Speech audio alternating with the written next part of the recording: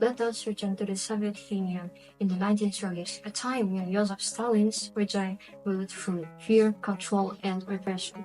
Stalin aimed to reshape the Soviet Union into a socialist industrial power through radical policies, forced collectivization, purges, and the Gulag system. These policies hit the Republic of Kazakhstan with brutal force. Once a land of nomadic herders and diverse ethnic groups, Kazakhstan became a vast prison ground. Its vast steppes and isolated location made it a convenient site for labor camps, mass deportations, and repression of national culture. Stalin's regime turned Kazakhstan into a place of suffering for its own people and for thousands of deportees sent there from across the Soviet Union. Between 1930 and 40, Kazakhstan experienced two major waves of trauma. First, collectivization. Policies forced Kazakhs to surrender their livestock and abandon their nomadic lifestyle. This resulted in a catastrophic famine from 1931 to 33, killing over 1.5 million Kazakhs, about 40% of the ethnic population. The second wave was the Great Terror from 1936 to 38, during which Stalin's secret police, the NKVD, carried out mass arrests and executions. Prominent Kazakh intellectuals and leaders, such as Ahmet Baidarsunov, were falsely accused of nationalism and being spies. He was arrested and executed in 1937. His death symbolized the destruction of the Kazakh intelligentsia. Meanwhile, ordinary citizens were also labeled enemies of the people and deported to labor camps without trial. Artifacts from Kazakhstan's past help us understand this dark period. At the Algeria Museum of Repression near Astana, visitors learned about one of the most tragic symbols of Stalin's cruelty, the camp for the wives of traitors to the motherland. These women were arrested simply for being related to accused men. In the National Museum in Astana, you can find hand-sewn clothing, letters written in secret, and a particularly moving object, a white stone that looks like food prisoners starving, and the spirit sometimes receives pieces of corn, a dry fermented cheese. Women in nearby villages would secretly throw corn over their barbed wire fences into their camp.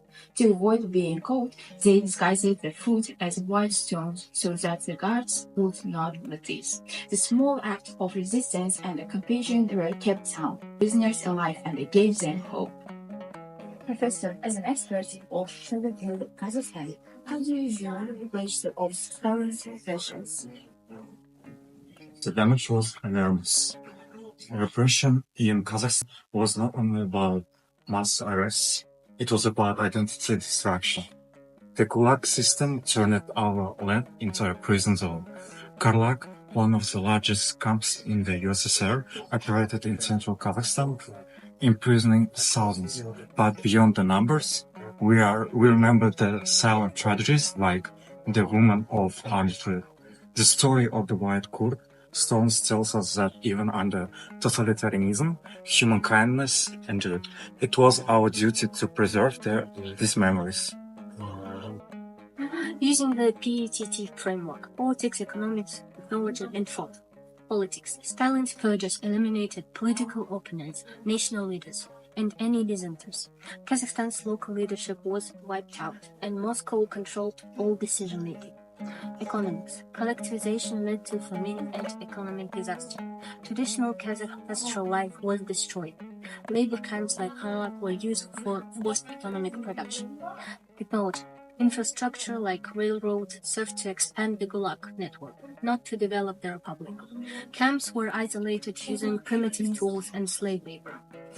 Intellectuals were imprisoned or executed. Kazakh language and culture were suppressed. Stalin's repressions in Kazakhstan were not accidental. They were systematic and calculated. The result was devastation in people, in culture, in spirit, yet within that darkness we find sparks of humanity. The villagers who threw corn disguised as stones over prison fences, the women who survived Algeria, the voices we recover from museums and archives. It's the these stories that help Kazakhstan move forward while never forgetting the past. These images show more than history, they show pain, resistance, and remembrance. Kazakhstan, once turned into a land of prisons, has now turned those same sites into museums and places of memory. Stalin's repressions had grave consequences: a demographic collapse, the loss of a cultural elite, and the long-term psychological trauma. Kazakhstan today honors those who suffered, ensuring their stories are never forgotten.